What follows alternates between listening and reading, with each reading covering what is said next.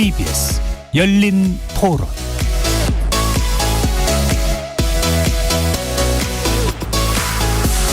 안녕하십니까. KBS 열린 토론 정준희입니다.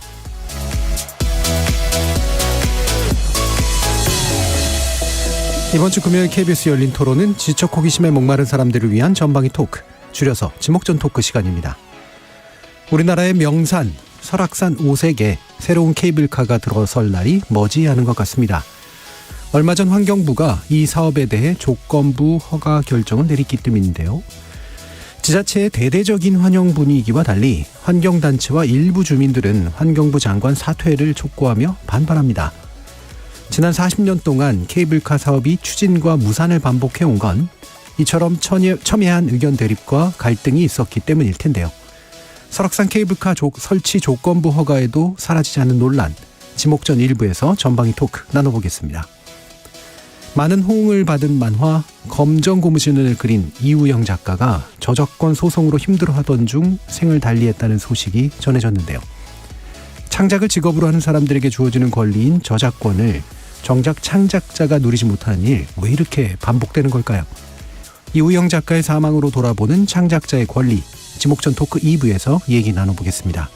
KBS 열린 토론 지금부터 시작합니다. 살아있습니다. 토론이 살아있습니다. 살아있는 토론, KBS 열린 토론.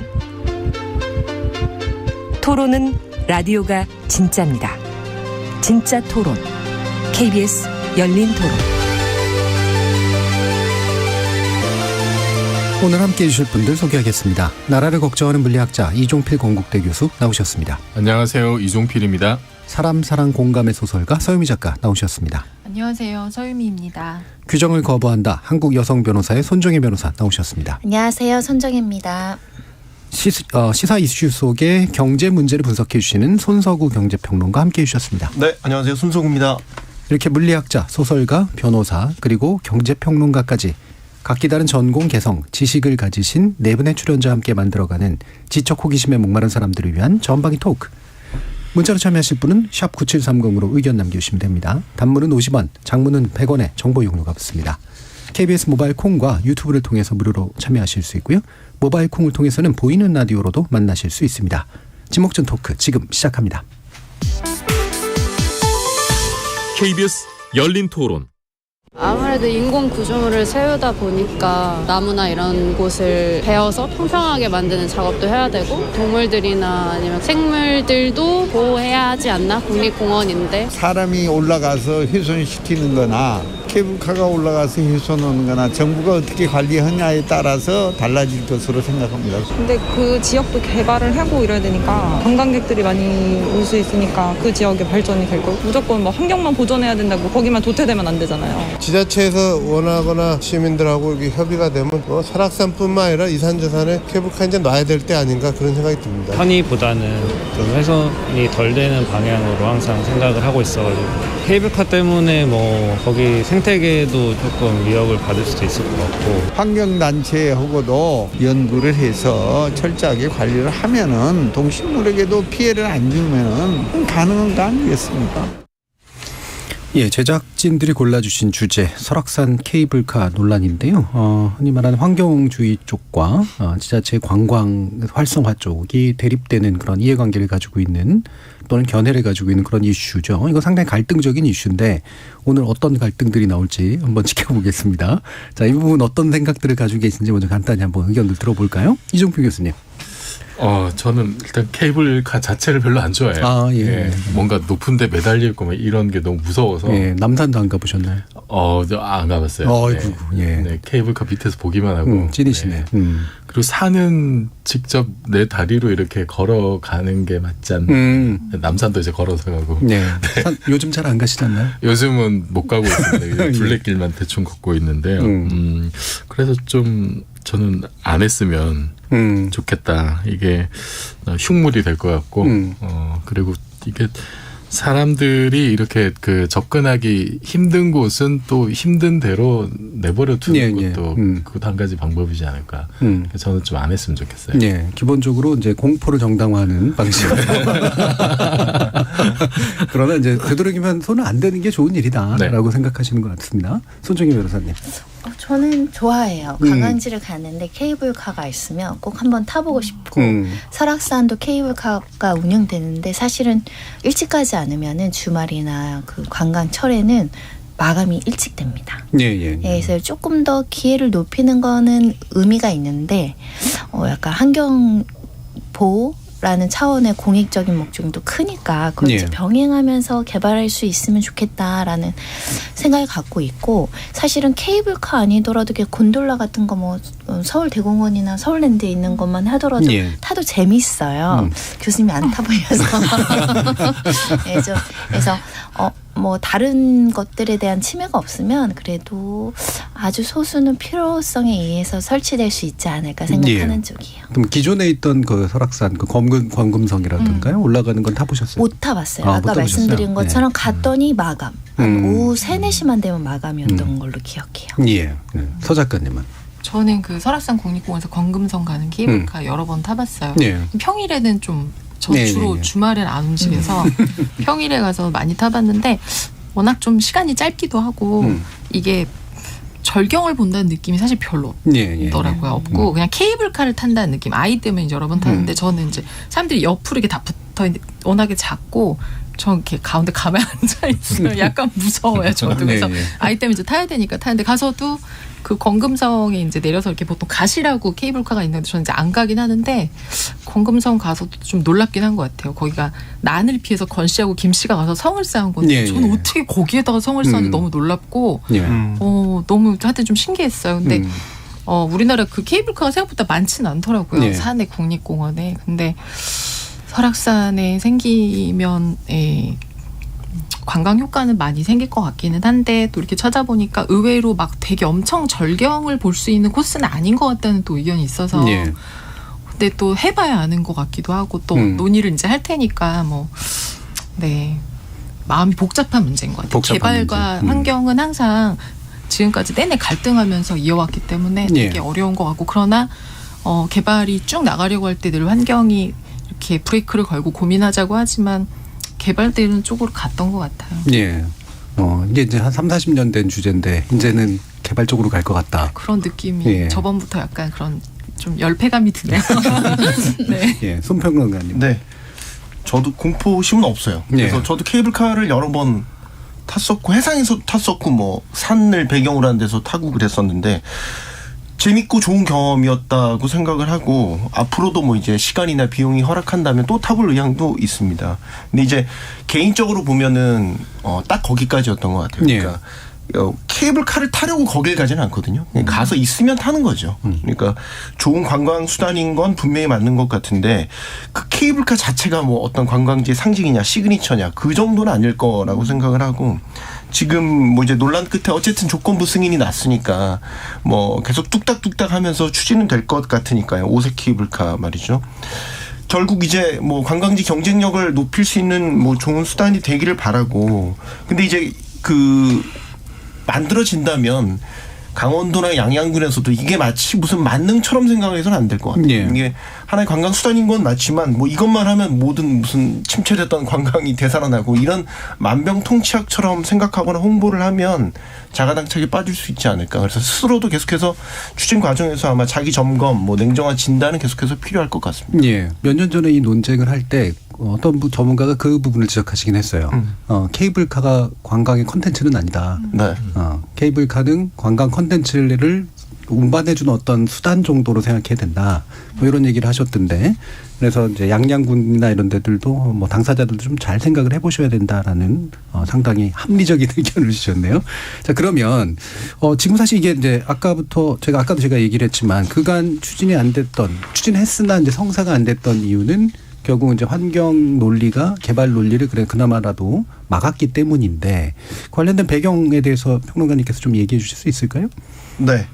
이게 뭐 40년, 그러니까 우리 그 연대를 1980년대부터 이제 처음 양양군염 해보려고 했다가 무산되고 한 또 30년 동안 이제 환경보호라는 뭐 이유 아래 수면 아래로 가라앉아 있다가 다시 시도를 또 하기도 했었고 뭐 이제 이런 과정들을 거치면서 이제 뭐 반복이 됐었잖아요. 예. 최근 들어서 따져보면은 이제 이명박 정부 때부터 이제 규제 완화 얘기가 나오면서 관련 시도가 다시 있었고 박근혜 정부 때 조건부 승인이 났었죠. 그 뒤에 또 이제 원주 그 환경청에서 또 이제 환경 재평가를 실시를 하면서 또 부결되는 쪽으로 갔다가 또 행정위원회 심판 뭐 청구하면서 또 그게 뒤집어지고 그래서 문재인 정부 때 또 그게 또 안 되는 것처럼 했다가 정권 방위 윤석열 정부 때 또 이제 조건부 승인 나고 하는 뭐 이런 지리멸렬한 과정들을 겪어왔는데 의도하지는 않았는데 뭔가 정권이 바뀜에 따라서 결론들이 계속 바뀌니까 그렇죠. 거기에 따른 갈등 구조도 더 도드라져 보이는 뭐 그런 구조인 것 같아요. 예. 네. 잘 말씀 주셨듯이 이게 어떤 정부냐에 따라서 아무래도 약간 가치관이 좀 다른 면이 있고 그러다 보니까 이제 이유를 들어서 억지로라도 허가해 주려고 하거나 또는 억지로라도 막으려고 하거나 이런 게 좀 반복된 측면이 있는 것 같은데 법적으로 상당히 복잡한 절차들인 것 같아요. 가장 중요하게 이제 판단이 나왔던 게 2019년 원주 지방 환경청이 이제 환경 영향 평가 관련해서 이게 조건부 승인, 그러니까 사실 부정적인 의견을 낸 거예요. 왜냐하면 이래 해서 하려고 했으나 환경에 미치는 영향이나 뭐 동식물, 서식지, 뭐 백두대간 관련한 내용 해가지고 아주 섬세하게 항목별로 거부 의견을 표출을 했었거든요. 근데 완벽한 거부는 아니고 이게 보완이 되면 이게 충족이 되면 이 부분에 대한 대안을 제시하면 할 것이다 라고 한 게 2019년인데 그 당시에도 이제 부정적인 의견에 대해서 그 거부하는 처분이다라고 해서 처분에 대한 행정 심판까지 있었던 상황이었어요. 이해관계자들이 많다 보니까 결정이나 어떤 판단에 있어서 지속적으로 이의제기나 불복제기가 오랜 세월 지속이 됐다라는 거고요.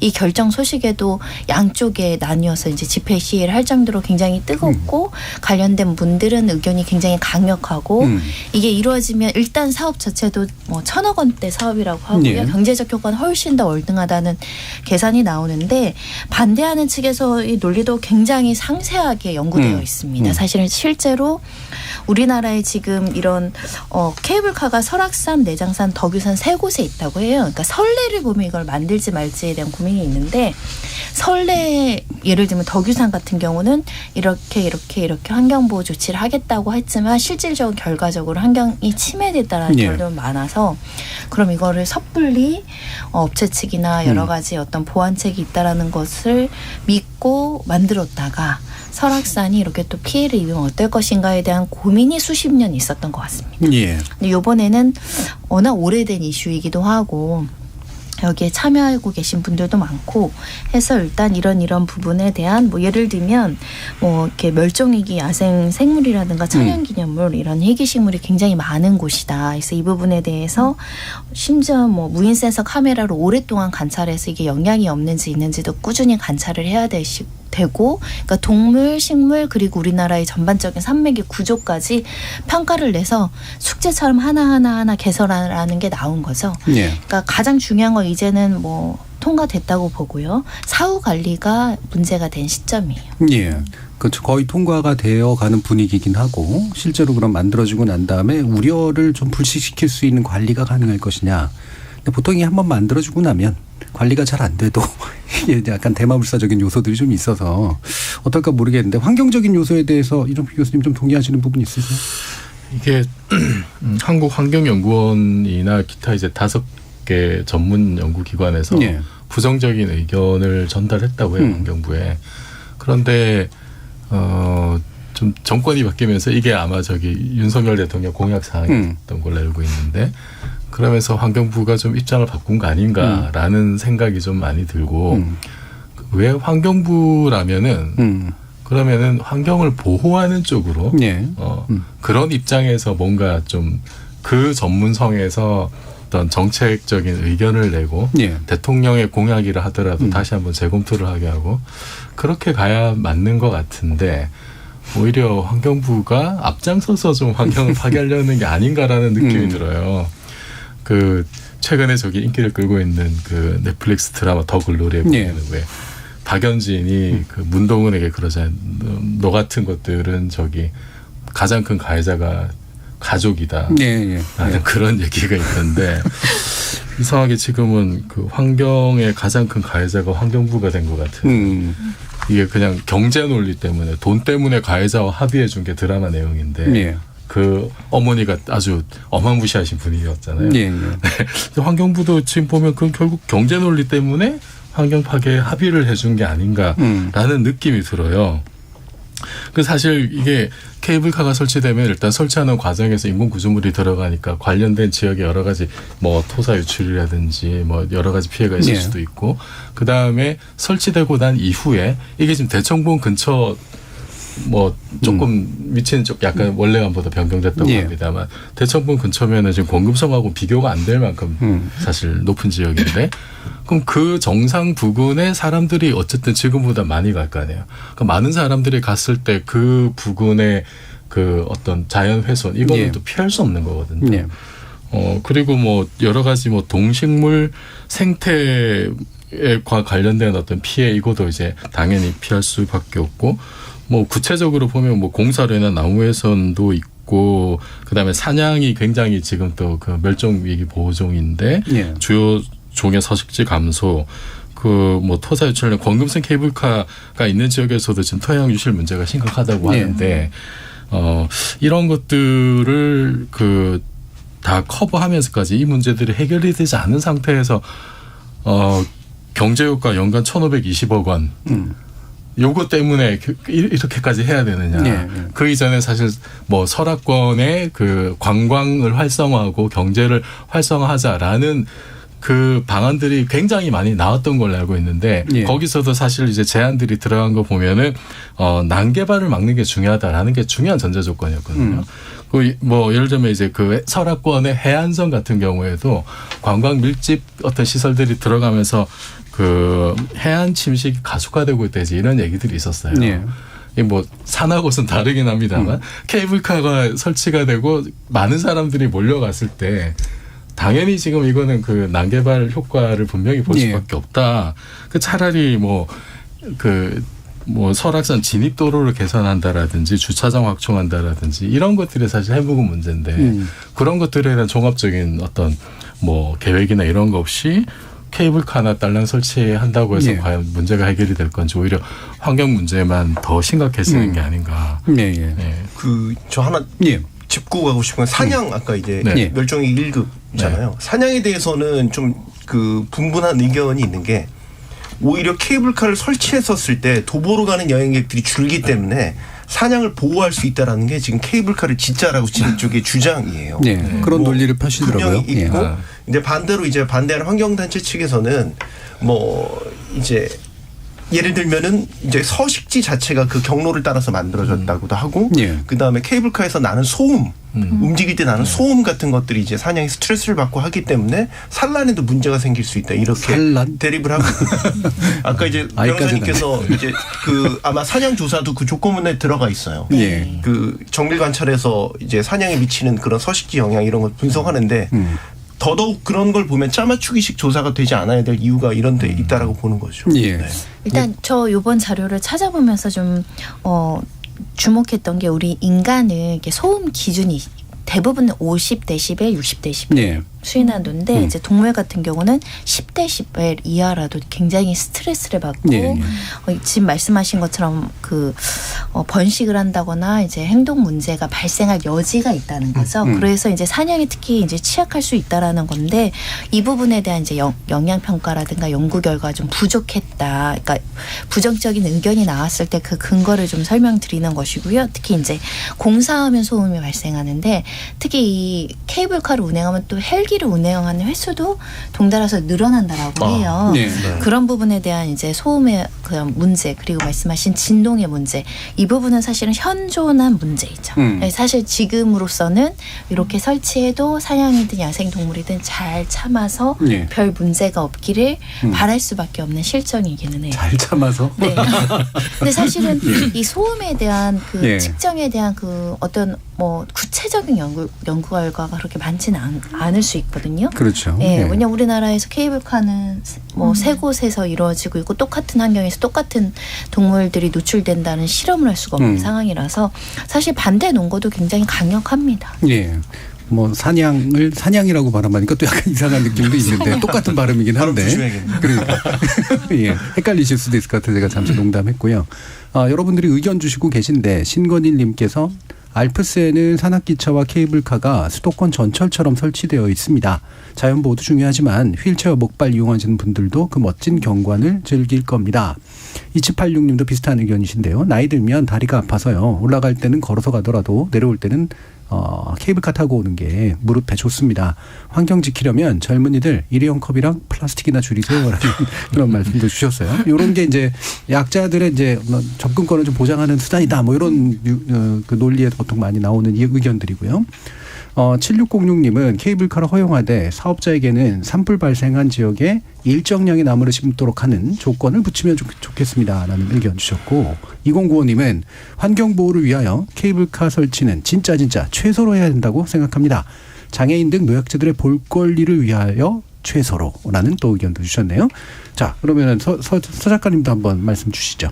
네, 저도 찾아보다 보니까 그 노약자 장애인분들 산 구경할 수 있게 해달라는 의견이 생각보다 많았고, 그리고 또 오히려 명산의 환경 보조는 케이블카가 더 낫다. 왜냐하면 자동차 도로가 만들어져서 우리가 이제 자동차로 산 꼭대기까지 올라가는 게 많잖아요. 그게 더 나쁘다라는 의견도 있고, 근데 경제 논리와 개발에 맞추어서 생각을 하면은 지을 수밖에 없어요. 네, 그렇죠. 우리나라는 워낙에 케이블카가 적기도 하고 오랫동안 했다는 거는 하기로 가는 방향. 제가 아까 말씀드렸지만 개발과 환경 보조는 만나면 더디게 가긴 하지만 개발되는 쪽으로 갈 수밖에 없는 것 같아요. 저는 이 상황을 보면서 그 되게 유명한 소설인데 그 은하수를 여행하는 히치하이커를 위한 안내서라는 소설 생각이 났어요. 거기 보면 그 태양계를 관통하는 초고속 그 고속도로 건설을 위해서 은하계 그 만들기 위해서 지구를 철거하기로 결정을 해요. 그래서 지구에 철거 통보가 나와서 이 인물이 지구에 이제 끝까지 머물다가 그러다가 이제 지구를 결국 마지막으로 나가게 되고 지구가 이제 철거가 되니까 SF니까 그렇죠. 그 굉장히 보면서 지구인의 입장으로 봤을 때 너무 비장하고 이렇게 지구가 하찮은 취급을 받아도 되나 뭐 그런 생각이 들지만 사실 인류가 지구에 내내 해온 일들이 그런 일들인 것 같아요. 태양계를 초고속으로 가는 것을 위해서 얼마나 많은 막대한 이득과 필요성이 필요하니까 그걸 하겠어요. 근데 그 태양과 은하계 전체를 봤을 때 지구는 너무 작고 볼품없고 철거하는 것이 오히려 좋은. 그래서 우리가 또 되게 거대한 목표라는 건 중요하고 그걸 위해서 약한 것들은 또 훼손되거나 뭐 그렇게 될 수밖에 없는 그런 것들 좀 생각이 나더라고요. 시선을 달리하면 확실히 달려 보이는 것들이 있는데 제가 보는 지구인들은 아마 알바끼 좀 하다가 상금 많이 받고 나가지 않을까 생각도 드는데. 저 친구 중에 그 전라남도 순천 출신 친구가 한 명 있어서 순천만 얘기를 가끔 들어요. 가보셨는지 모르겠는데 저는 이제 가봤거든요. 순천만 딱 가면 약간 이거는 이제 우리나라에 있는 관광지 수준을 넘었다라는 느낌이 들 정도로 굉장히 잘 습지라든지 갈대밭 이런 게 굉장히 잘 보존돼 있고요. 아시겠지만 아마 지역 관광지 중에서 아마 제일 활성화 제일 잘 돼 있는 곳으로 알려져 있죠. 근데 이제 그 친구가 예전에 어르신들 하는 얘기를 들어보면 그 순천만만 보면 그 순천 주민 어르신들이 그렇게 화를 내셨대요. 술을 마시고 불 질러버리고 뭐 그런 것도 많대요. 이 순천 이것 때문에 지역 개발한다. 한때는 또 그 습지 다 엎고 안에 그 모래 퍼가지고 건설 자재 한참 붐 일었을 때 그거 내다 팔자.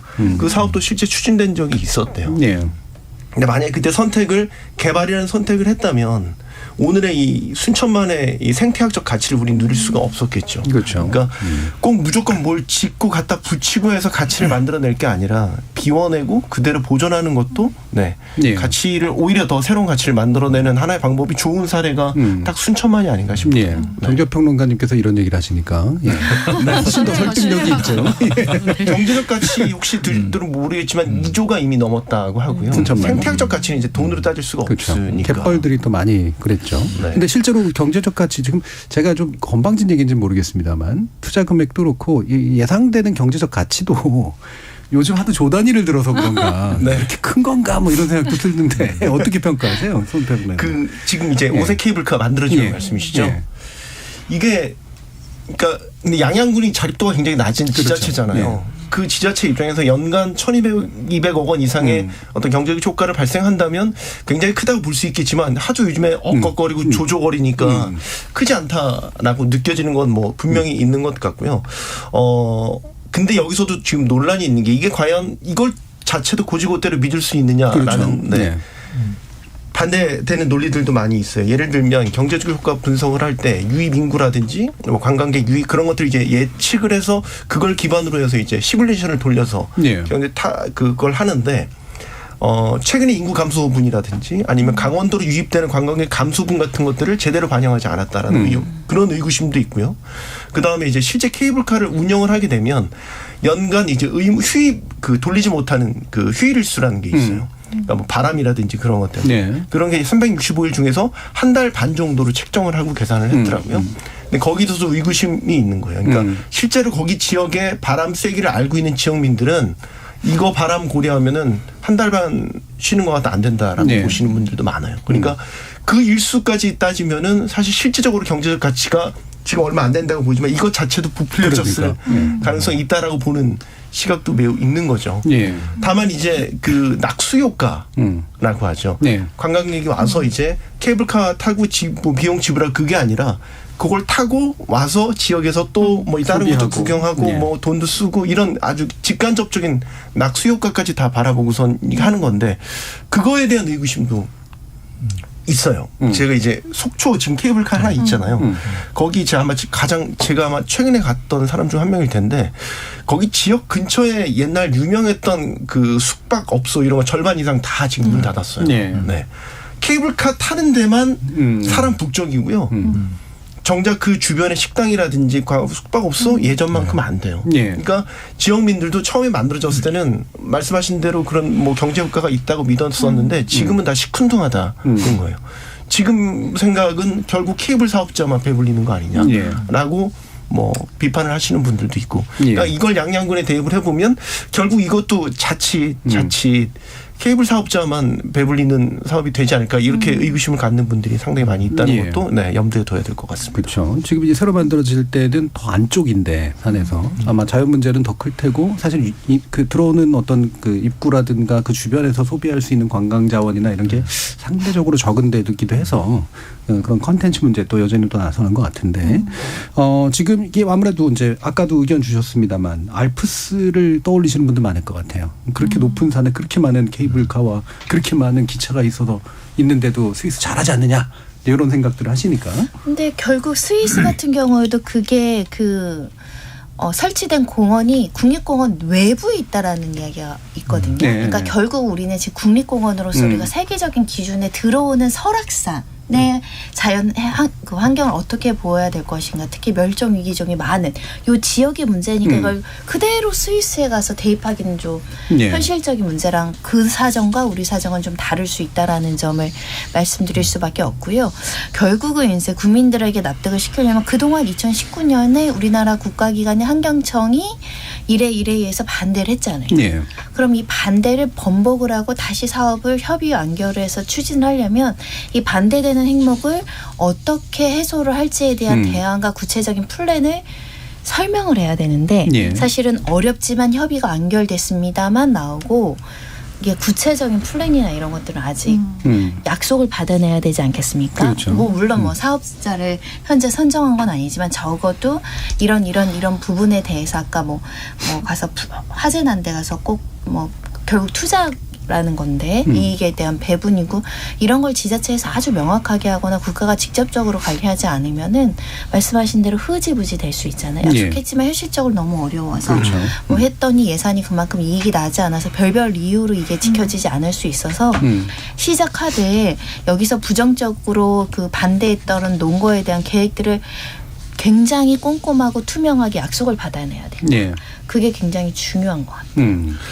그 스위스 같은 경우에 그 예전에도 설악산에 케이블카를 놓자라고 이제 주장을 하면서 정경련 쪽에서 체르마트 예를 든 적이 있다고 하더라고요. 그래서 뭐 마테우른 근처에 뭐 호텔도 많고 식당도 있고 케이블카도 있다라는 논리를 폈다고 하는데 실제로는 이제 그렇지는 않은 것 같고 마테올은 그 산 정상 주변에는 사실 아무것도 없고 케이블카나 호텔 같은 경우에는 굉장히 좀 멀리 떨어져 그렇죠. 있는 거고 그다음에 융프라우 요후는 이제 거기 전망대까지 이제 기차가 올라가는 거죠.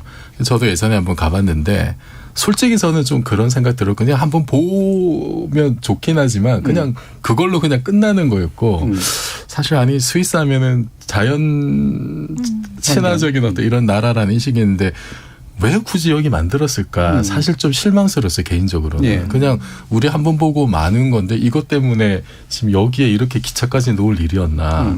그리고 그건 굉장히 좀 역사가 오래된 건데 그 환경 보호에 대한 인식이 지금만큼 이렇게 높지도 않았던 시대였던 것 같고 지금은 오히려 그 주변에 뭐 있는 국립공원 근처에 있는 어떤 구조물들을 좀 이렇게 제한하거나 오히려 없애는 케이블카를 없애는 방향으로 간다고 알고 있거든요. 그리고 미국 같은 경우에는 국립공원을 처음 만든 나라가 미국인 걸로 알고 있는데 미국에는 엄격하게 인공 구조물을 설치 안 하는 방향으로 뭐 아예 산불이 나도 제대로 잘 안 끈다는 얘기도 있고 뭐 가드레일 같은 것도 아예 설치도 안 하고 뭐 오목골 같은 것도 설치도 안 하고 그냥 있는 그대로 보존하는 걸 원칙으로 하고 있다고 하더라고요. 그래서 선진국의 사례도 그 나라 형편에 따라 제각각 다르기 때문에 우리의 어떤 가치를 어떻게 세우는가가 저는 가장 중요하다. 그 여기서 생각을 해봐야 될 게 그 예전에도 사실 나왔던 아닌데 차라리 그 DMZ하고 금강산을 연계를 해서 뭐 당장의 일은 아닙니다만 그 설악권 전체를 좀 넓게 봐가지고 그거를 그 평화생태공원으로 만들자 이런 계획들이 옛날부터 있었거든요. 그러면 그 장기적인 비전을 봤을 때 지금 우리가 케이블카를 설치하는 것이 나중에 DMZ하고 금강산하고 설악산이 연결되는 그림을 그려보면은 이 케이블카가 오색지구에 이렇게 있는 것이 상당히 모양이 안 좋거든요. 사실은.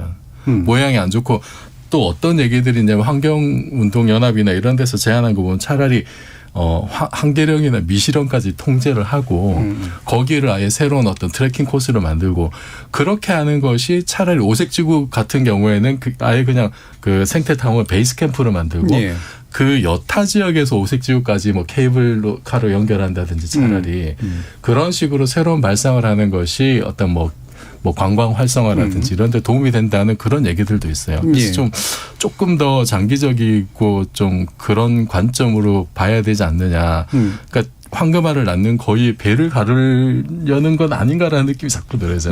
그 금강산 DMZ 그다음에 이 설악산 근처까지 연결하는 뭔가의 구상을 지금 정부는 잘 안 하지 않을까 생각이 드는데 서 작가님. 근데 저는 좀 근원적인 생각이 드는 게 설악산이 꼭 알프스처럼 돼야 되나라는 생각이 많이 들어요. 그래서 설악산은 설악산으로 충분히 아름답지 않나. 이미 한국인이 가장 사랑하는 산이고 케이블카를 타러 제가 봐도 그러니까 설악산의 정체성 자체가 케이블카를 타러 사람들이 가려고 한다고 생각하지는 않아요.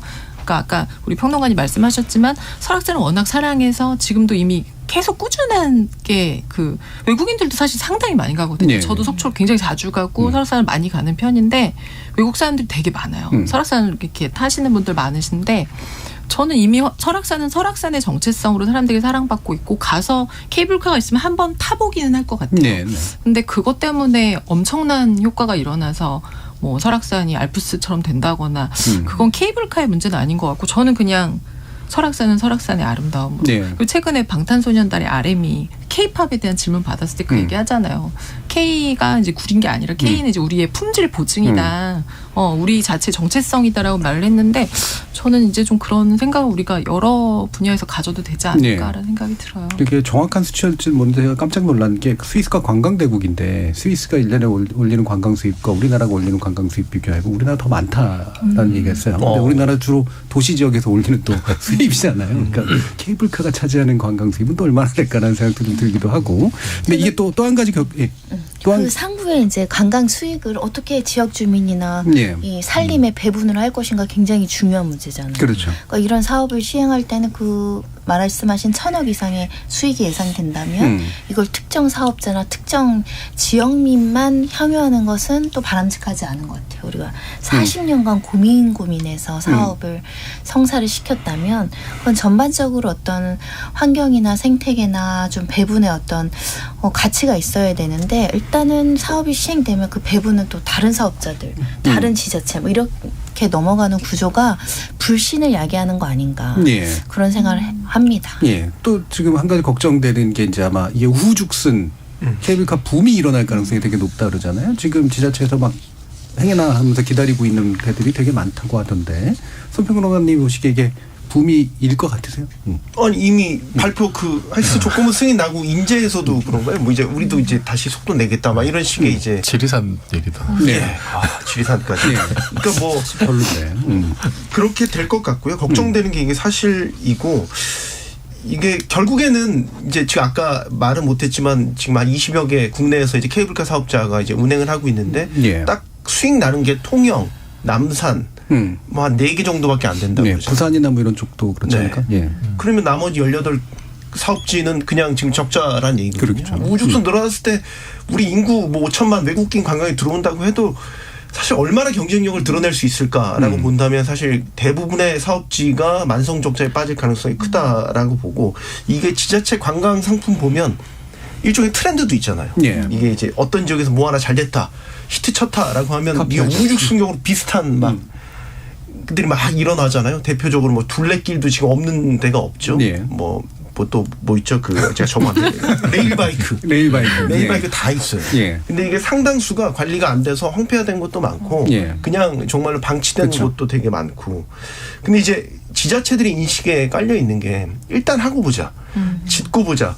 하면 아까 대마불사 말씀하셨잖아요. 그러니까 그러면 어떤 식으로든 굴러간다라는 인식이 여기에 있기 때문에 결국에 나중에 지역 관광 상품이라는 게 천편일률적으로 다 비슷해지는 그런 경향도 보이는 것 같고요. 이게 또 그러면 안 되는데 지자체장의 성과로 포장되기도 하잖아요. 선거에 나쁘게 악용되기도 하고. 그러니까 해당 지역구의원들은 아시겠지만 이 관광 관련된 예산 이제 따오지 못하면 죄인 취급받기도 해요. 정말 치열하게 무슨 수를 써서라도 예산을 받아오려고 노력을 하고 있고 이런 과정에서 정말 하지 말아야 될 뭐 이런 일들도 벌어지고 하니까요. 결국은 약간 난립이 될 것 같고 그 과정에서 우리가 정말 눈뜨고 보지 못할 나쁜 사례들도 계속해서 나오지 않을까 걱정이 됩니다. 모노레일 지자체들이 건설하고 나서 다 이제 거의 올스톱 되거나 유지도 잘 못하는 경우들도 많이 봤는데 유튜브에서 월드툴님이 한 번 타면 끝입니다. 만들어도 한 2년 뒤면 텅텅 빌 거예요라는 그런 의견도 또 주셨네요. 서 작가님 어떻게 생각하십니까? 나가서 피켓 들어야 될 것 같은데요. 얘기를 하다 보니까 최근에 그래서 소설 쓰는 김남일 선생님이 설악산에 올라가셔서 스톱했으면 설악산을 좀 내버려뒀으면 좋겠다 그 얘기를 하셨는데 혼자 가셨어요. 무슨 단체도 아니고 근데 마음을 알 것 같아요. 그냥 뭐라 그럴까요? 아까 이제 그 지역의 정체성 얘기를 했었는데 우리나라가 이제 사실 좁고 그리고 우리나라 사람들 근데 또 유흥은 좋아하고 어디 아름다운 곳 가는 것도 좋아하는데 각각의 지역이 좀 각각의 특색을 갖는 아름다움이 있으면 좋겠다는 생각이 좀 들어요. 그러니까 뭐를 하고 싶을 땐 어디에 가고 그러니까 어디를 가나 다 똑같은 걸 누리는 게 아니라 좀 어디는 뭐 물이 좋고 어디는 산이 좋고 어디는 좀 많이 걷고 어디는 뭐 가면 정말 뭐 또 뭐 어떤 모노레일도 타고 이렇게 좀 다른 방식으로 갔으면 좋겠는데 아까 말씀하신 너무나 많은 이익들이 겹치고 그러면서 이제 이런 다 같아지는 모양새 마치 성용하는 미인들 같아지는 느낌이 좀 있어요. 그래서 마음이 좀 아프고 왜냐하면 우리는 이제 살다 갈 거지만 우리 후손들이 우리나라에 또 살아야 되는데 아까 그 멸종위기 동물들, 그러니까 이제 정말 세상에서 사라져서 그런 동물의 이름 자체가 없어지고 그런 동물이 있었다. 공룡처럼 되는 이제 동물들이 생길 텐데 그런 생각하면 우리가 잠깐, 그러니까 케이블카는 물론 어떤 사람에게는 꼭 있어야만 살 수 있는 것이기도 하지만 대체로 없어도 살 수 있는 거거든요. 근데 어떤 동물이나 종은 생명이니까 되도록이면 지키는 방향으로 가면 좋겠다는 생각이 들어요. 지금 6788님께서 케이블카 설치 필요합니다. 지역도 좀 삽시다. 경포대도 주저하는 마당에 라는 말씀 주셔서 사실 이제 지역민들이 가지고 있는 이런 마음들 충분히 좀 이해해드릴 필요가 분명히 있을 것 같아서요. 아마도 이런 것들의 어떤 뭐랄까 매칭 펀드 케이블카 안 만드는 대신에 어떤 건 한번 해보시죠라고. 우리 열린 토론에서 했었는데 나르는 택시 이렇게 수직 상승하는 택시 조만간 출시한다면 상까지 이렇게 올려. 그 이동 약자분들은 그럼 케이블카는 또 이렇게 도태되는 기술 아닐까요? 아까 어떤 또 분께서는 케이블카 만약에 만들면 장애인하고 노약자만 이용하게 해주십시다라는 그런 의견도 주셨습니다. 자, 일부를 통해서 약간 어려운 문제긴 합니다만 지역민들의 어떤 개발에 대한 욕구와 필요성에 대해서 동의하면서도 동시에 환경에 대한 여러 가지 우려들 불식시킬 수 있는 방법 무엇일지 좀 지혜롭게 논의해봤으면 좋겠습니다. 1부는 여기서 마치겠습니다. 여러분은 KBS 열린 토론과 함께하고 계십니다.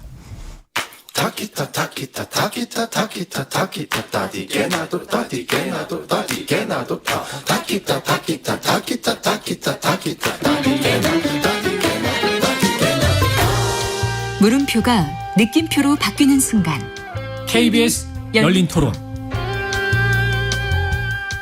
사실 너무 마음이 아프죠. 왜냐면 우리 애들이 검정고무신을 보고 자란 세대들인데 그때 재밌게 본 걸로 제가 기억을 하거든요. 잘못된 계약 때문에 그런 일이 벌어졌다면은 확실한 사실을 밝혀서 이분의 명예를 회복시켜 드려야 되지 않을까요? 저작권이라든지 지적 재산권이나 이것은 전적으로 보장돼야 되고 공정한 보상이 되도록 법이 더 아주 촘촘하게 제도가 돼야 문화가 더 발전할 수 있지 않겠느냐 그렇게 생각합니다. 그런 일이 많이 비슷한 일이 있을 거 아니에요, 그렇죠? 이 일뿐이 아니라 가수들도 그렇고 뭐 이거 노래 작사 작곡한 사람들도 그렇고 저작권이라는 걸 다시 한번 손을 좀 봐야 될 것 같아요. 지적 호기심에 목마른 사람들을 위한 전방위 토크. 서유미 작가, 손서구 경제평론가, 이종필 건국대 교수 그리고 손정혜 변호사 네 분과 함께 하고 있습니다. 자, 출연자의 픽 서유미 작가님께서 가져오셨는데 뭐 많은 분들이 좀 아실 거예요. 그래서 이게 더 특히 검정고무신 요 작품 자체가 되게 좀 뭐랄까 애착과 향수 이런 걸 불러일으키는 측면이 있어서 더 아마 공감하시는 분들이 많은 것 같은데 예전에도 사실 이와 유사한 자료로 한번 논하신 적도 좀 있었었죠. 예, 네. 작가님 말씀 주시죠. 네, 지난 3월 12일에 이제 만화 검정고무신 그린 그 이우영 작가가 자택에서 이제 생을 달리했는데요. 네. 평소에 저작권 소송 문제로 힘들어했다라는 유족의 얘기가 있었고, 이 저작권 소송 문제 내용이 이제 어떤 거냐면. 이분이 그 이우영 작가랑 동생 이우진 작가가 이 검정고무신의 캐릭터를 가지고 이제 만화를 그리게 됐는데 본인들이 계약할 때 자신들의 저작권, 그러니까 2차 저작권이죠. 만화 내용 이외의 것들, 캐릭터나 뭐 영상이나 이런 것들을 이제 출판사한테 다 넘기는 방식으로 양도하는 방식으로 계약을 했기 때문에 본인들이 만화를 그 캐릭터 가지고 만화를 그렸더니 캐릭터 대행 회사가 자신들의 허락 없이 검정고무신 캐릭터를 등장시킨 만화를 그렸다라고 이제 이분들에게 소송을 건 거예요. 그래서 이분들이 피소를 당해서 4년 동안이나 소송을 진행하고 있었던 상황이라고 해요. 그래서 평소에도 내가 원작자인데 왜 내 캐릭터를 내가 사용하지 못하고 대행 회사의 허락을 받아서 그려야 하는가? 내가 왜 피고인으로 이 재판을 받아야 되는지 모르겠다라고 하면서 많이 힘들어했었고 사망하기 이틀 전에 이제 법정에 그 계속 그러니까 공방 중이었던 거고요. 제출한 진술서에 저에게 검정고무신 제 인생의 전부이자 생명이다. 자기가 창작자의 권리를 찾을 수 있게 도와달라라고 했는데 그날도 이제 어떤 해결이 나지 않은 상태로 다시 또 넘어가게 돼서 이런 지금 일련의 이야기들을 봤을 때 문장만 봐도 얼마나 이 좌절감, 자괴감이 심할지 이분이 우리가 이제 기영이 기철이 나오는 검정고무신이 이제 배경 자체가 60년대, 70년대거든요. 저는 이분이 나이가 많으신 줄 알았는데 72년생이세요. 그러니까 20대 때 그러니까 자기 만화가의 인생 자체가 검정고무신 때문에 시작이 됐고 정말 인생의 대부분의 시간을 이 만화하고 이제 함께 지내왔고 근데 아마 그 부분에서 힘드셨으니까 인생 자체를 좀 뭔가 그 거부당하거나 그러는 느낌 아마 받으셨을 것 같아서 왜 이런 일이 계속 반복될까라고 하는 부분들 좀 같이 이야기해보고 싶어서 갖고 왔습니다. 병이 있으시긴 했는데 이게 아마 이 과정에서 생긴 심리적인 고통 이런 게 아마 그거 상당히 영향을 미치지 않았을까라고 짐작할 수밖에 없는데 또 연배도 비슷하시고 또 여러 저작들도 가지고 계신 이종필 교수님 또 남다르신 느낌이 있으실 것 같은데. 이게 법대로 하자라고 하는 어떤 그런 주장의 맹점이랄까.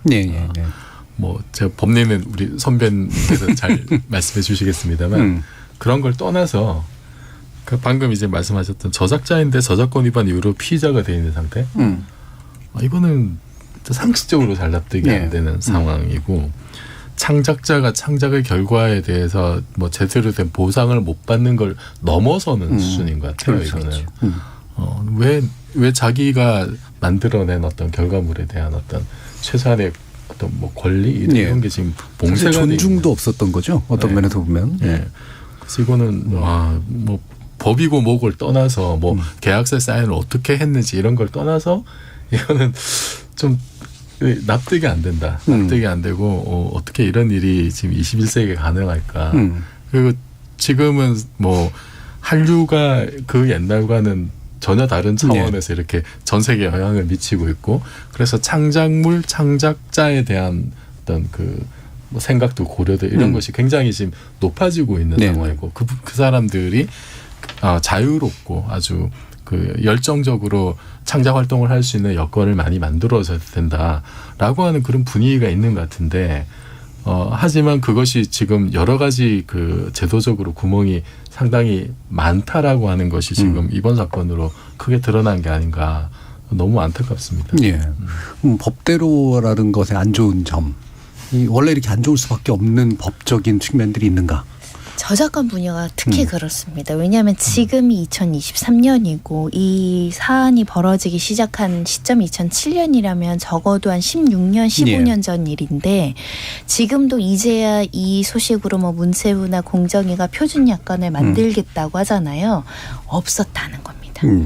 구체적인 어떤 가이드라인 약간 뭐 일부 형태로 지금 표준 약관처럼 뭐 웹툰 제작이나 공동 기획 만화 계약서들은 좀 간소하게 이제 올라와 있는 것들이 있지만 아주 세세한 계약서나 이런 지침이나 가이드라인이나 또 이것을 전문적으로 이제 계약서를 조금 저렴한 가격에 봐주는 어떤 변호사 서비스나 이런 것도 좀 많이 부족한 사안이고요. 그래도 2007년대는 계약서를 썼죠. 90년대 뭐 80년대 아예 계약서조차 없이 구두계약으로 하다 보니까 정말 억울하시게 또는 오히려 횡포를 부리는 경우도 굉장히 많았다라고 생각이 드는데 이 사안도 보시면은 비슷한 문제입니다. 원래 창작자가 가지는 이 사회 만화를 그린 부분이 정말 대박이 날지 아무런 수익이 나지 않을지는 몰라요. 그게 좀 불안하니까 더구나 더 경제적으로 어려운 분들도 많거든요. 작은 돈에 저작권을 양도하는 일이 비일비재합니다. 아예 내가 창작자지만 매절이라고 해서 저작권을 아예 통째로 넘겨버려. 나는 그리기만 했지 나머지 권리는 너한테 주고 대신 금전적인 대가를 받는 경우가 있죠. 근데 그 금액이 사후적으로 봤을 때는 정말 말도 안 되는 불평등한 걸 배분받았지만 계약 당시에는 뛸지 말지도 모르니까 수천만 원이든 수백만 원이든 이 작가에게는 도움이 되니까 가져오는 계약서에 이제 서명하는 일도 굉장히 많았어요. 그렇죠. 이 사건의 핵심적인 문제는 뭐냐면 처음에 이유영, 이우진 형제가 이제 그림을 그리고 이영일 작가가 글을 쓰고 해서 하나의 만화가 완성이 된 겁니다. 이 만화라는 저작권과 이 만화의 캐릭터나 이 만화를 활용해서 만든 예를 들면 이 만화를 영화한다던가 뭐 예를 들면 캐릭터를 만들어서 굿즈를 만든다던가 뭐 그렇게 아니면 또는 버전을 달리해서 다른 버전으로 출판을 한다는 거 이거는 2차적 저작물이라고 하잖아요. 근데 이거를 구분을 제대로 안 하고 권리관계 했을 때 촘촘하게 안 쓰는 문제들도 있는데 이 사건에선 그나마 뭔가 지분도 정해서 계약을 했던 거예요. 처음에 저작권 계약을 해서 공동 저작자로 업체도 이제 공동 저작가로 올라옵니다. 아마 일부 대가가 지급됐을 것이라고 보이던데요. 그 다음에 이제 2차적 저작물을 작성하는 걸 이 계약에선 사업화라고 표현을 했던데요. 사업권 설정. 그러니까 이 캐릭터나 이 만화를 이용해서 내가 사업을 하는 겁니다. 뭐 영상을 만들든 극장판을 만들든 어디에 납품을 하든 수출을 하면서 번역을 하고 조금 더 이렇게 각색해서 어디 내보내고 물건을 만들고 하는 모든 권리를 이 회사한테 넘겨주기로 한 약속이 체결이 되면서 원래는 이 검정고무신이라는 거는 내가 만든 만화이긴 하지만 결국은 이 만화로서 할 수 있는 수익의 모든 권한을 넘긴 꼴이 된 거죠. 그러다 보니까 작가께서는 그 당시 그 상황을 예상하지 못했을 수 있는데 그리고 나서 한참 지나서 이 작가분들이 내가 검정고무신을 이용해서 어떤 상품을 만들었는데 저작권 침해다라고 손해배상 청구 2억 원 정도의 손해배상 청구가 들어온 것이고 이 작가 부모가 운영하는 농장에서 이제 검정고무신이라는 만화를 활용했는데 이게 이제 저작권자인 우리의 동의를 받지 않았다라고 이제 형사 고소까지 당하다 보니까 작가 입장에서는 굉장히 좀 자괴감이 많이 들었던 것으로 추정이 되고요. 결국은 말씀하신 법이 계약을 했으면 그 계약은 웬만하면 지켜져야 되니까 이 계약에 따르면 별다른 하자가 없다. 이렇게 볼려지도 있지만 또 이 계약이라는 게 그 당시 관행이나 뭐 여러 가지 경위를 살펴봤을 때 온당한 계약이었느냐라는 것을 이제 재판 과정에서 이제 묻고 따지는 상황에서 이제 좀 안타까운 상황이 벌어진 건데요. 이거는 그래도 유명한 작품이니까 그렇죠. 기사라도 나는데 기사 없이 그냥 사라지는 작품들도 많고 또 손해보시는 분들도 많고 심지어는 저작자한테 돈을 주고 투자도 하고 만들었지만 수익을 못 버는 업체들도 많아요. 그럼요. 출판 계약을 하면 출판사가 투자를 했지만 뭐 손실 거의 떠맞는 경우도 많아서 이게 꼭 누구를 악이다 가위다 이렇게 볼 문제는 아닌데 구체적으로 사실은 그걸 규율을 잘해야 되는 문제다라고 생각합니다. 예. 유튜브에서 정우영님께서 아이들 먹는 과자 포장에도 검정 고무신 캐릭터 그려져 있던데 이런 사연이 있는 줄은 몰랐습니다. 라는 말씀 주셨는데 이런 것들도 이제 문제가 됐던 거죠. 손평론가님도 말씀 한번 들어볼까요? 저 검정 고무신 세대예요. 아, 그러세요? 꽤 자주 받고 그래서 이제 전 신었던 세대라고 그러신 줄 알았어요. 봤던 세대. 네, 그래서 이영 작가님이 이제 생을 달리한 거에 대해서 굉장히 이제 개인적으로 충격도 있었고 이게 만화 자체가 굉장히 우리들의 어떤 인간미, 가족애 이런 거 다룬 건데 그렇죠.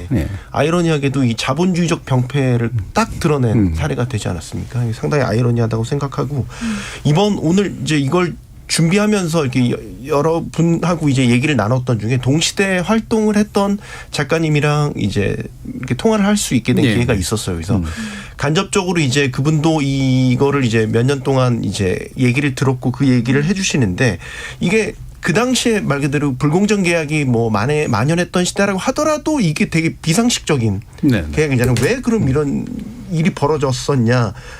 그분 얘기를 이제 회사를 굉장히 신뢰하고 믿었다라는 거죠. 뭐 그런 얘기들을 하고 이 계약이 갱신되는 과정에서도 계속해서 어떻게 보면 출판사의 압박, 감언이설 이런 것들에 의해서 결국에 사인을 할 수밖에 없었지 않았겠냐라는 얘기도 하셨고 아니 왜 그런 주변에 조언을 구한다거나 그래도 유명 작가신데 왜 조변에 그런 걸 도와주지 않았냐라고 했더니 작가님들의 그 작업 형태 자체가 혼자 하시는 작업들이 많고 그렇기 때문에 고립되어 있고 주변에는 이렇게 의사소통이나 커뮤니케이션을 잘 안 하시는 이제 그런 그렇죠.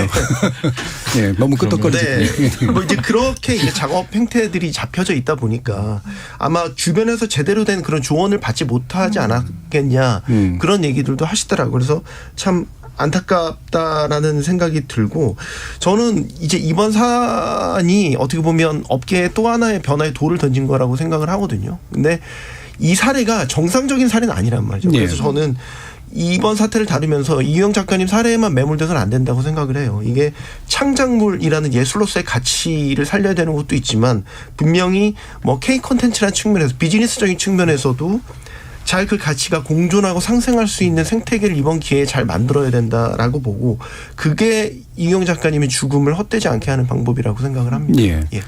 저 같은 경우에 이제 주로는 장으로 참가하는 그러니까 특정한 장을 써서 이제 학술서나 이런 것들을 쓸 때 하는데 원고료는 꽤 많이 주는 편인데 이렇게 많이 안 팔릴 책이잖아요. 그래서 이른바 이제 저작권을 넘기는 실질적인 계약을 맺는 경우들이 많은데 이와 유사한 경우에 서유미 작가님 같은 경우는 이른바 매절 계약 같은 것들을 권유받았다.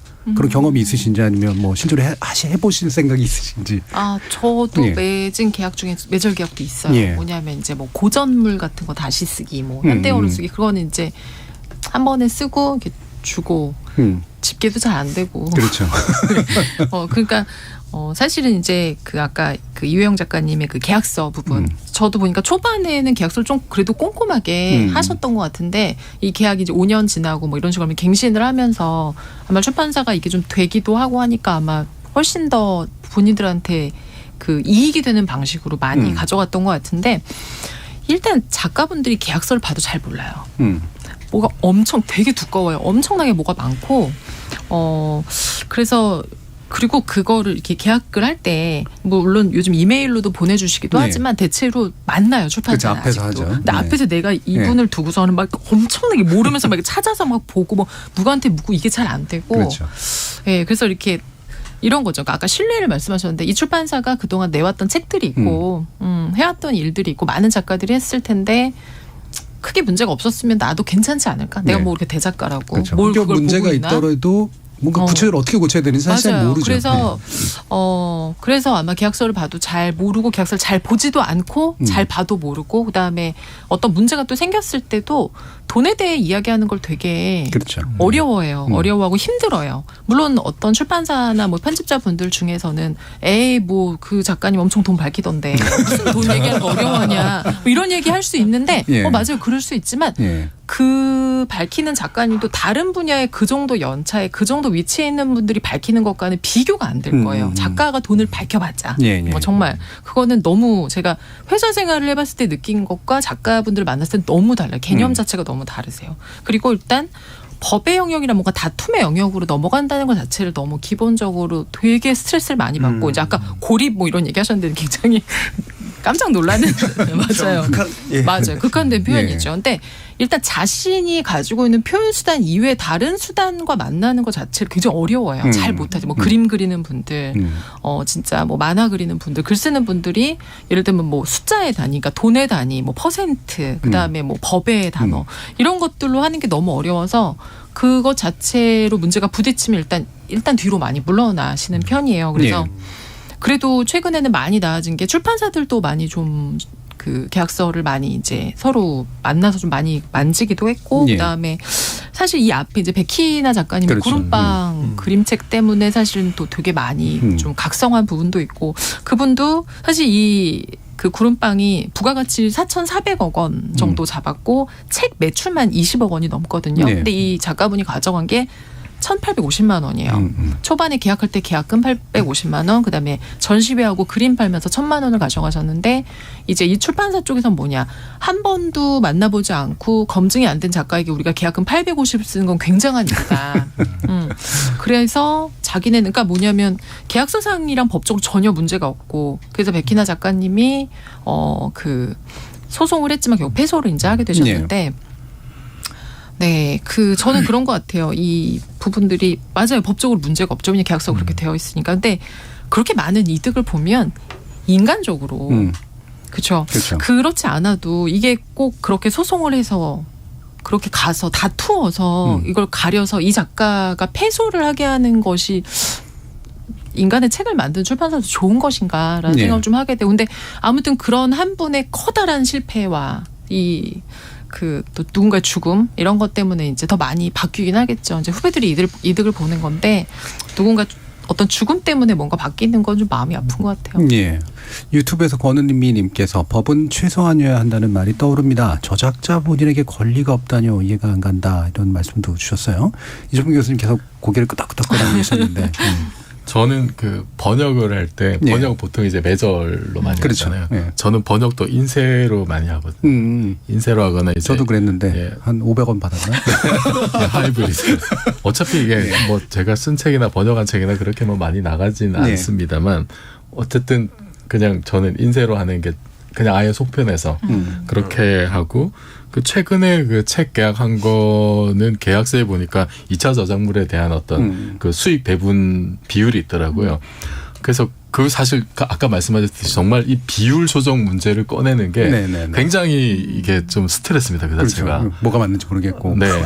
근데 거기 그 계약서에 적혀 있는 비율이 예전에 계약했던 비율보다 좀 낮더라고요. 그래서 조정을 해달라고 제가 굉장히 어렵게 정말 용기를 내서 얘기를 해서 그 조정이 한번 된 적이 있고 또 한 번은 출판은 아니고 그 다른 모 방송사에서 강연 프로그램 관련한 계약서를 이제 그 쓰게 된 적이 있었는데 그 계약서를 보니까 거기도 2차 저작물이었던 것 같은데 그 관련한 어떤 권리 규정 이런 게 저 법은 잘 모르는데 뭔가 느낌적 느낌이 내가 뭘 할 수 없는 것 같은 나에게는 저는 어쨌든 강연 그 창작자가 되는 셈인데 내가 할 수 있는 건 별로 없고 나에게 책임만 지워지는 것 같은 권리 규정이 아니라 뭔가 의무 규정 같은. 그래서 이거 어떻게 하지? 제가 좀 검토를 해봐야 되겠습니다라고 했더니 이제 그쪽에서는 다 이렇게 쓴다라고 이제 보통 그러죠. 네. 그게 이제 굉장한 압박감이 되는 거예요. 사실 네. 다 이렇게 그리고 거기 뭐 저보다 훨씬 더 뛰어나고 유명하신 분들 다 이렇게 하고 다 사인했다. 왜 이렇게 까다롭게 구세요? 약간 이런 느낌을 그 말은 안 하지만 그게 네. 생략되어 있는 것 같아요. 네. 그 압박감. 내가 뭐라고 이거 한번 사인하면 그만인데라는 그렇다고 이게 뭐 방송이 뭐 시청률이 엄청나게 나오는 것도 아니고 예. 그런 생각이 그냥 여러 가지로 압박이 드는 거예요. 압박이 그렇죠. 드는데 그래도 그냥 이거 한 번은 좀 검토를 받고 싶어서 아는 변호사에게 자문을 구한 적이 있어요. 네. 생돈 써가면서. 자문료까지 줬군요. 예, 자문료까지 줘서 문구를 좀 봐달라고 해서 합리적으로 수정까지 해달라고 제가 이제 받은 적이 있어요. 그래서 그분이 이제 그 권리 관계를 쭉쭉 이렇게 봐가지고 이 부분은 이렇게 바뀌어야 한다. 너무 이거는 그 회사 쪽의 권리만 주장하는 것 같다라고 해서 그거 받은 적이 있는데 결국은 그 계약서를 못 쓰고 다른 이유로 어쨌든 일은 성사되지 않았습니다만 그 과정을 겪으면서 이 부분은 최소한 이제 이 정도 수준까지는 내 권리를 주장해야 되는 거라는 걸 저도 배우게 됐어요.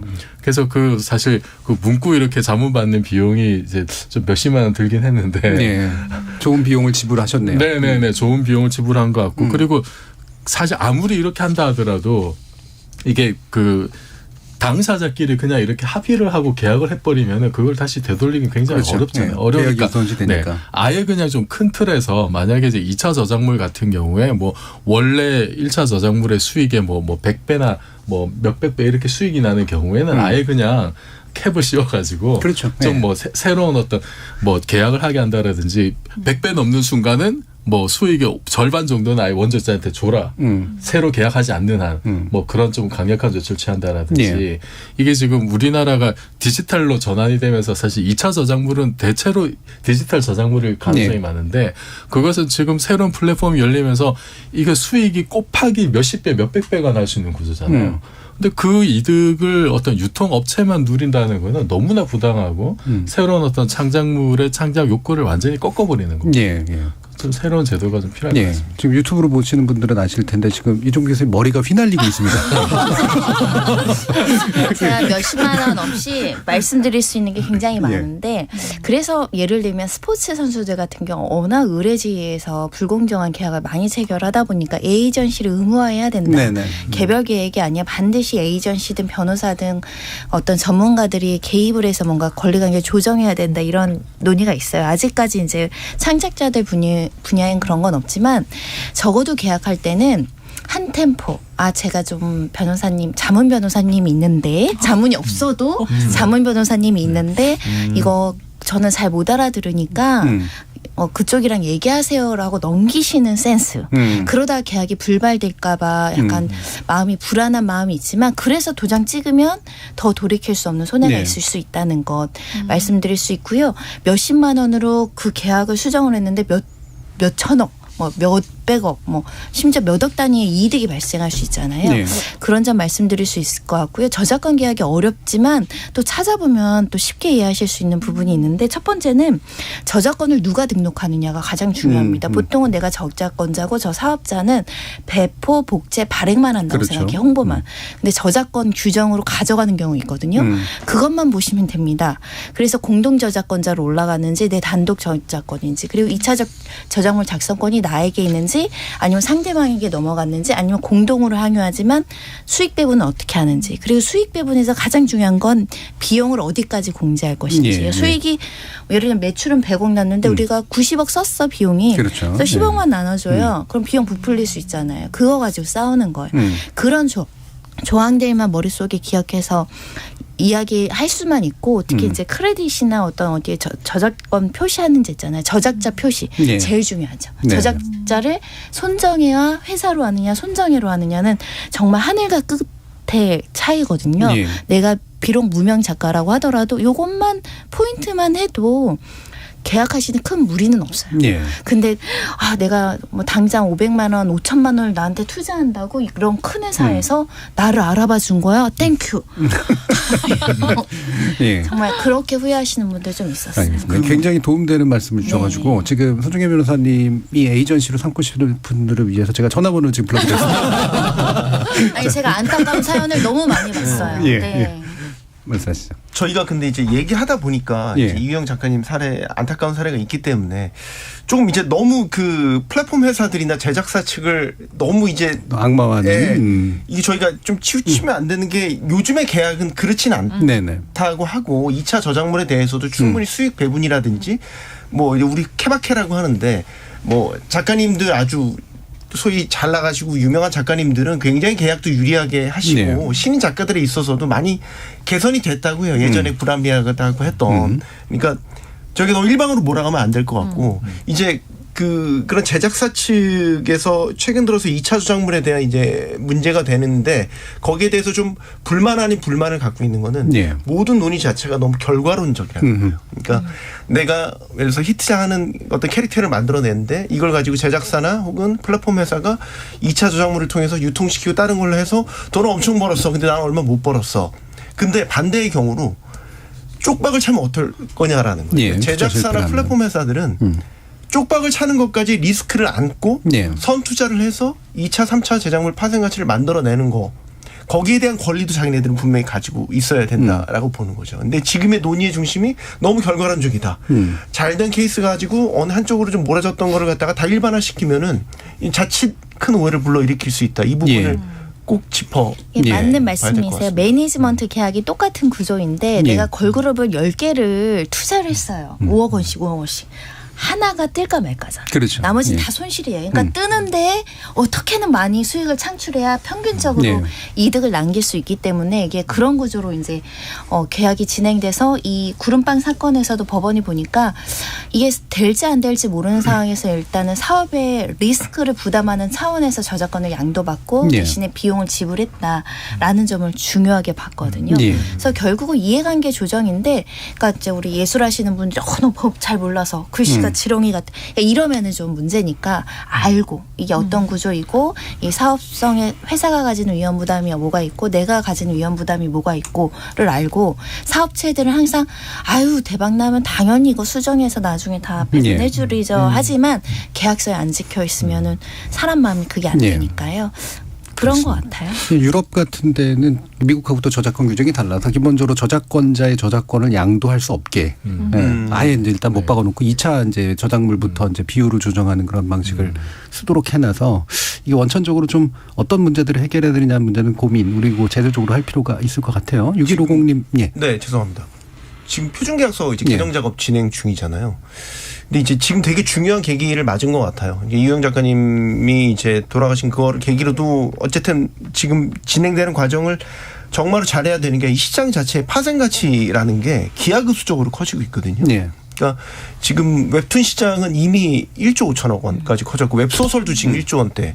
그리고 요즘에는 예전에는 이제 그 개념 자체가 그 2차 저작물에 대해서 원소스 멀티 유즈라는 이제 개념으로 그래서 히트하는 캐릭터나 그런 게 나오면 그걸 뭐 다른 케이블이라든지 뭐 다른 캐릭터라든지 이런 걸로 이제 계속해서 이제 뭐 이렇게 다른 사업으로 분파시키는 이제 이런 과정이었다면 요즘에 아예 개념 자체가 또 달라졌어요. 요즘에는 IP의 무한 확장 이란 개념에서 기획 단계에서부터 아예 멀티 유즈를 할 거를 감안해 두고 기획을 하거든요. 그리고 반대로 반대로 이제 예를 들면 예전에는 웹툰이 드라마로 제작이 됐다면 드라마로 제작되던 게 반대로 웹툰으로 제작이 되기도 하고 그러니까 막 티하 구분도 안 되고 엄청나게 무한한 IP 활용을 하는 추세로 가고 있거든요. 이 상황에서 지금 이 표준계약서를 개정하고 있기 때문에 이걸 정말 잘 만들어두지 않으면 어느 한쪽으로 쏠리거나 그러면 정말 이 상생하는 구조가 깨지게 되고 결국에는 K웹툰 뭐 K콘텐츠 전체 경쟁력 저하로도 이어질 수 있기 때문에 되게 중요한 시기인 건 분명한 것 같습니다. 6150님께서 웹툰 웹소설 2차 판매 많이 합니다. 이런 계약을 맺을 때 창작자를 위한 제도 법적으로 보장돼야 더 좋은 창작물이 나올 것 같네요. 웹소설 웹툰은 약관 동의 버튼 안 누르면 올라가지도 않거든요. 이것도 큰 문제라고 봅니다. 라는 말씀 주셨고요. 최지영 님이 모든 계약할 때 집에서 가서 생각해 보겠다고 해도 되나? 손정혜 변호사님이 친언니였으면 좋겠다. 이런 말씀을 주셨습니다. 자, KBS 열린 토론 오늘 지목조 토크는 여기서 정리할 텐데요. 함께해 주신 서유미 작가님, 손석구 평론가님, 손정혜 변호사님 그리고 이종필 교수님 네 분 모두 수고하셨습니다. 감사합니다. 감사합니다. 저는 다음 주 월요일 저녁 7시 20분에 다시 찾아뵙겠습니다. 지금까지 KBS 열린 토론 정준이었습니다.